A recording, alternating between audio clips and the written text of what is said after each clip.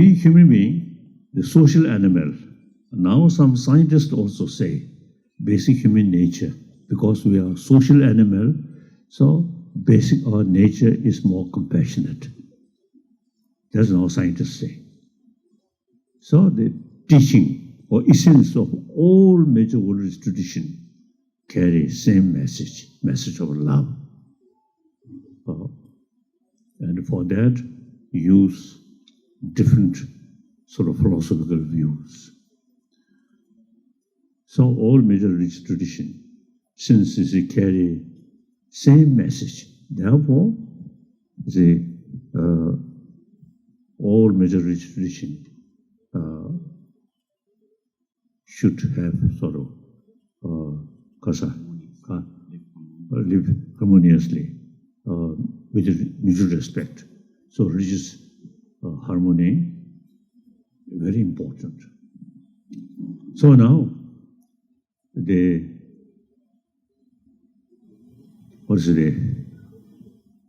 do you call ethics, or in any way, our very existence is very much based on the rest of our community. So now today, of course, the memory about the Radha Krishna. 1956, I came India on Buddha Jayanti celebration. That government of India organized, and the chairman of the committee was Radha Krishna. So I feel, I always used to telling Indian, now India should have the sort of study more about ancient Indian knowledge. Now modern Indian, some extent, I think modern Indian, too much sort of, too much sort of follow materialistic life with materialistic education. So modern India should pay more attention about ancient Indian knowledge, how to tackle our emotion. So over 3,000-year-old India's tradition, ahimsa, karuna, these related with our mind, our emotion. So India have the opportunity and ability to combine modern education and ancient Indian knowledge, how to tackle our emotion. So Radha Krishna, I think one example, he thoroughly educated modern Western education, become some professors or something. I think Oxford University. Meantime, you see, he learned ancient Indian knowledge. So some occasion, when we together, you see, he recite some Sanskrit shloka verses with certain sort of tune. Really wonderful. But meantime, if may I say so, when Radha Krishna recite some Madhyamika Mulakarikas, some verses, and he in Sanskrit, he sort of recite, and I felt, oh, the meaning, maybe I know better. We study many years. So that's, anyway, disgrace. But we respect, admire, you see, his Sanskrit sort of recitation, Madhyamika Mulukarika. But one way I felt, oh, the meaning, we study many years and practice daily. Therefore, we know even better. So here, one example, combination. modern education and ancient Indian knowledge. Now, basically, Indian knowledge, over 3,000 years, ahimsa and karuna, already there. And that also not through prayer, but vipassana. That means analytical meditation, analyze. So that's, I think, something very unique and very, very important. Now, these ahimsa and karuna, today's world really need, you see, these two things. Without karuna, and then often violence comes. The previous century, First World War, Second World War, even before that, in the European continent, a lot of sort of fighting. Now today, still fighting, killing. And the worst thing is, in the very name of religion, like Shia and Sunni, or in Burma, Buddhist, Muslim, and Egypt, Muslim, Christian, like that, is the very name of religion, you see, killing each other. Unthinkable. As I mentioned earlier, all religion carry same message of love. So therefore, we really need India's tradition, ahimsa, combined with karuna, not only just prayer, karuna. So my commitment is try to make contribution as much as I can to entire humanity on the basis of the concept of oneness of 7 billion human beings. Each of a human being want happy life. I don't know what sort of suffering or unhappiness or mental sort of disturbances. The antidote of these destructive emotions from birth, we already have the sort of a potential there. As I mentioned earlier, human nature, more compassionate. So therefore, we pay, now question is, pay more attention to these inner value. More like compassion. Compassion automatically bring also the forgiveness, tolerance, these things come. And the real sort of compassion is, you see, towards troublemaker, or so-called your enemy, genuine sense of concern of their well-being, that's genuine compassion. Towards our friend,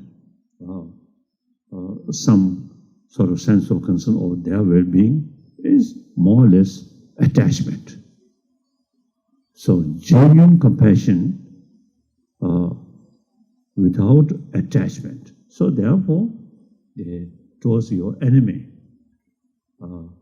genuine, they also human being, human brothers, sisters, they also have a right to be happy person. My number one commitment is try to promote these things. So 1960, 59, I reached Mussoorie, 1 year, remained there. Then 60, I came here. Governor of India arranged this place.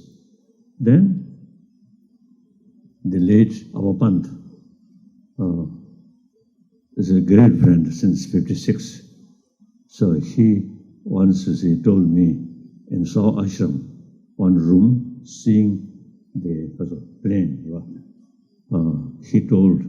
he expressed to me, oh, now from this place, your sort of light can reach wider place, wider area. At that time, I felt, oh, this is just the expression. But it seems now, 60 years passed, now, number of people really showing me this is loving kindness, and scholars, religious leaders, scientists, many, they are showing interest about my thinking. And the Buddhist philosophy, I consider academic subject, not a religious subject. So number of scientists also now showing interest about, the samupand, interdependency. So these things, as far as external thing is concerned, the scientists highly developed. But internal thing, science, modern science, not yet reach, not yet develop, special paying attention. Even early part of 20th century, scientists, special brain specialists, they do not accept beside brain something sort of like mind or chit. They never sort of pay attention. Everything, only brain. Now, later part of 20th century, number of scientists now paying interest or accept there is something which affect our brain. That's our mind chip. So now some scientists now begin to carry some research work. For example, people who meditate during that period, it's just some examination about what situation about their brain and what's changing. So, Moscow University, some scientists, they pay more attention. So they establish one sort of place in Bangalore. Whenever some people in that area, mainly monk, who after death, clinically after death, still body remain fresh, so they already carry some project to examine. So, and also like Wisconsin, the university's brain specialist, Richard Dickinson, since many years, he examined. So now these people accept, beside brain, there is something which really affect our brain, and that is something, more or less separate, independent from this brain. So this ancient Indian knowledge, I consider academic subject about, the peace of mind, also very relevant for a healthy body. So, therefore, the other day I met the local, I think, Himachal police. So he told me some sort of problem in this state, drug problem. So these are lack of knowledge how to bring peaceful mind. So they simply relying, taking, drugs. So this clearly indication, clear indication.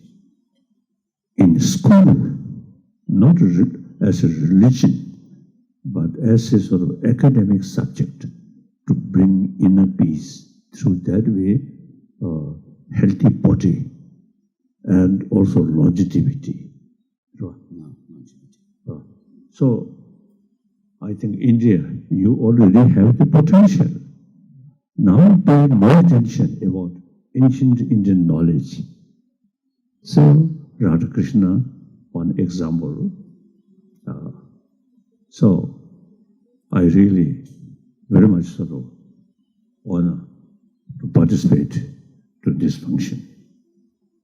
I am not going to say much I think sun. I think many audience, you see, find some difficulties about too much sun. Okay, so I will stop. Thank you.